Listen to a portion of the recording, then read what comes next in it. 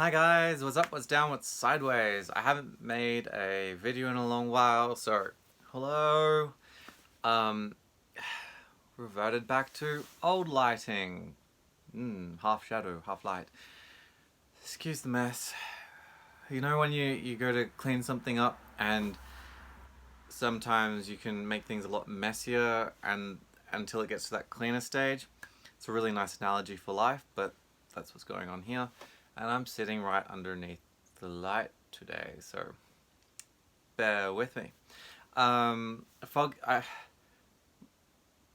wanted to do this because I've been really busy lately, and just trying to find the right time and the right place has been hard. So I just like I'm gonna sit down and I'm gonna do this. I had Fogyy Girl suggest the content for a video, and that was when we share with people about our illness. So whether it's chronic fatigue syndrome or fibromyalgia syndrome, and they'll either not get it, or they say they do, but then when they act around us or when they talk to us, you can tell that they don't really get it. So there's a couple of points there with people who we share with them and they don't get it. For both accounts, it can be upsetting because there's that sense of loneliness. Like you're trying to reach out and have connections with another human being, and you want to be believed, and you don't want to seem to be lazy or putting it on, that kind of thing. And having another person believe you can actually feel really good, because then you don't feel so alone. But with people who don't get it, the thing to remember, well, the thing that I remember is that so many of our experiences in life are personal and they're always subjective to the individual. So if you have two people with a cold, they may experience the cold differently. They might share the familiar commonality of it, and like, oh, you got a cold, I got a cold. We both know that colds feel bad. But when you talk about something like chronic fatigue syndrome to someone who doesn't have chronic fatigue syndrome, there's not a lot for them to draw on.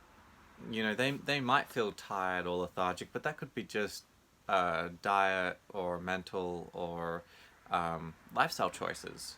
If they eat well, sleep well, if they eat well and then like manage their sleep cycle, and their mentality as well, they will have a good night's sleep and they'll wake up. Unless there's other physiological things going on, that's what's going to happen. So they might say, "Oh, I know what it's like to feel tired all the time." Well, those are created from lifestyle choices for the most part. If they don't have an illness themselves, that's from a lifestyle choice. Which is quite different from chronic fatigue syndrome. So our lifestyle choices can positively or adversely affect our health. We're still a normal human being when it comes to that. But our base level is not the same as someone who doesn't have an illness. So if I say I've got a cold and you say you've got a cold, we both have had a cold, we know what that's like. But if I'm talking to someone who their base level is well and good and vibrant and they can go and do stuff, and you've got someone who's got chronic fatigue syndrome, there's not a lot of familiarity for the person that we're trying to share with.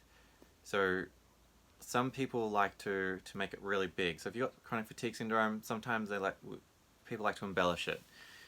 I've made a video on that a couple of times where we might like to say, it's like, I can't think of anything right now, crawling up a mountain, or like the day after crawling up a mountain. Like it's too big. The closest I've got to it to describe it to someone is coming in, experiencing or moving out of a cold or flu. And because even most well people, they've experienced those very symptoms. They can understand like that lead up to getting a cold or a flu, that during the cold or a flu, or that after effect of the cold or flu. And it's very similar, I found, to CFS and fibromyalgia syndrome. So you can kind of draw that commonality there, but the problem with that is we have it chronically, so it's non-stop. Like, we're looping on those three. Whereas they will go through it and then come out of it.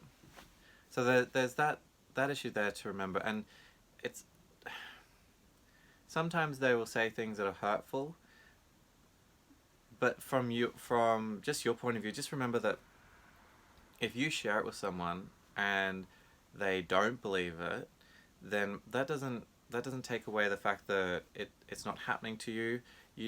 It's not a requirement that they believe you or even acknowledge it for you to know that what you're going through is real. Okay, you don't need the external validation there. You're going through it. It's real. Okay, now then you've got the people that you do share with and they go, oh yeah, I understand. And that's hard again because you can't understand unless you've got it, and even when you've got it, you can't really understand what the other person's going through because it's always subjective to, the individual person. So I've got chronic fatigue syndrome, and Bob's got chronic fatigue syndrome, and Mary's got chronic fatigue syndrome. We will have certain common points across it, just like a cold, but we'll experience it differently. Bob is a night owl. Mary is a distressed morning pigeon. James is a weird combination of both and will fluctuate between. That kind of thing. So if they do say that they understand, but then through their actions they show that they really don't, and this for me, so like I said, so Fogyy Girl brought this up. I'm not too sure what her experiences were, but with mine it can be something like, we'll just go with the tired one. That's an easy one. So like if I tell you I'm tired, by the time I've told you I'm tired, I could do with most probably a nap or sleep or a week off.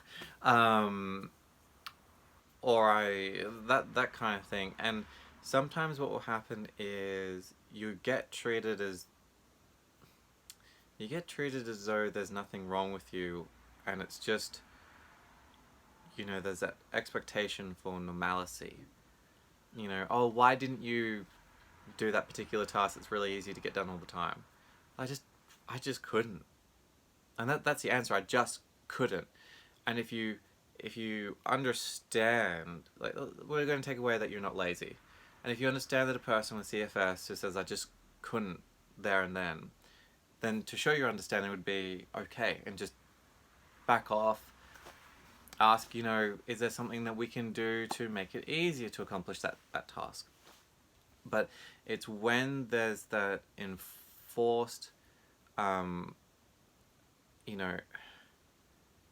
thing of normalcy, that enforced kind of, well, I said I understand that you're tired all the time or that you're in pain all the time, but why don't you do that thing? It's so simple. Why can't you clean your teeth? Why wearing that? Why can't you wear that shirt? I mean, it's a normal shirt, and you're saying that it's too heavy. It's just a shirt. What are you talking about?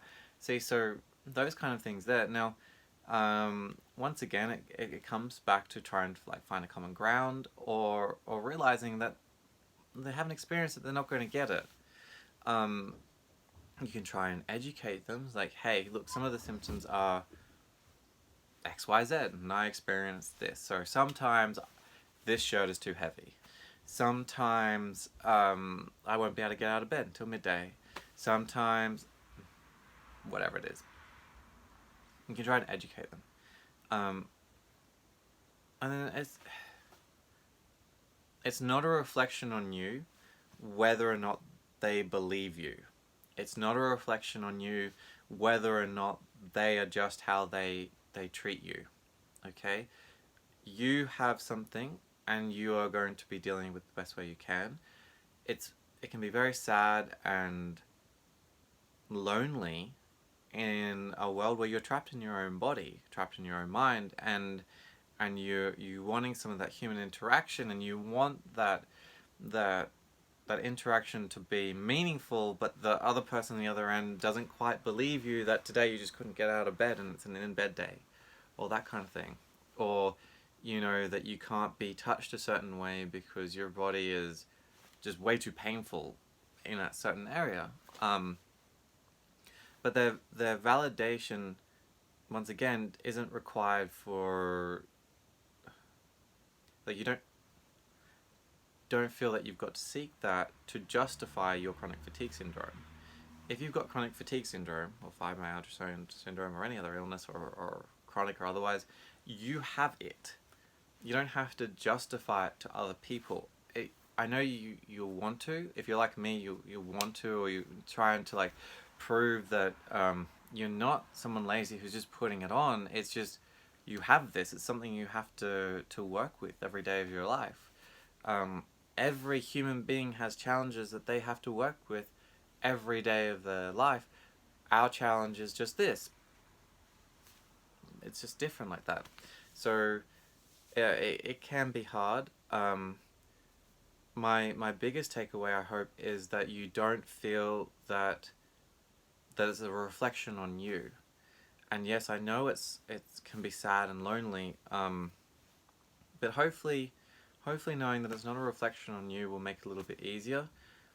And expect good things from people, but don't have the expectation that someone who doesn't have CFS is going to just understand straight away. Like, I've lived with this with my family members, and there are times when they respond in such a way that you're kind of like, it's me you're talking to. Like, I just can't do that thing right now. I know that on any other day I would, but just right now I just can't. And you can see that there's a little bit of a disconnect between us. But they're really great. They'll, for the most part, they're always on board, that kind of thing. It's an effort on both our parts to maintain those open lines of communication. So I realize that I've kind of like shared a very, very broad picture. I hope that this has helped in some way, or like if you want to talk more about it or ask any questions, comment below. As I've shown, I'm more than happy to respond. I've been thinking about this for the last couple of days, and about how I'd word it and stuff like that. These videos, they're not scripted. The other reason that I don't want to script them, there's a couple of reasons. One, time. Two, brain power. And the third one is to show you that, so my job is to speak. My job is to be able to problem solve and to coach people. And I wanted to show you that the strength isn't an absence of weakness. Strength is what you do in the face of your own weaknesses. So I just wanted to share that, just make it a little bit more real for you guys as well. But look after yourself. You don't need other people to justify what you've got. Keep an open line of communication between those and your loved ones. If your loved ones are going to put the effort, if your loved ones are going to be there and put the effort in, keep the lines of communication open. And for those people who just drag you down and make you feel awful and stuff like that, a lot of us don't want this answer because it can be hard, but those people aren't worth having in your life. But if you have to have them in your life, then reduce your contact. And if you can't reduce your contact, reduce the amount of suboptimal feelings from them or responses from them that you let go straight to your heart. Don't let it go past your elbow. Don't let them rent out headspace. Okay? So if you can't remove them and you can't reduce them, regardless of those two things, you shouldn't let it go to your heart. And I know for certain members of our family or loved ones, it might do that. But for your own peace and for your own growth, and for your own state of mind, like, we already have enough to deal with. Just don't let it get past your elbow to your heart. Don't let them rent out space in your head. Okay? There are better things in the world that we can do for that. There are better things in the world that we can have to think about, to focus on, and to let straight into our heart. So thank you very much for letting me share this very random clip. Thank you very much for everyone who's been commenting and talking with me. Thank you very much to Fogyy Girl. I think I'm missing something at the end of the handle, and I apologize. I'll try and tag you in this, but thank you very much for reaching out and having a conversation with me. So thanks guys, have a great night.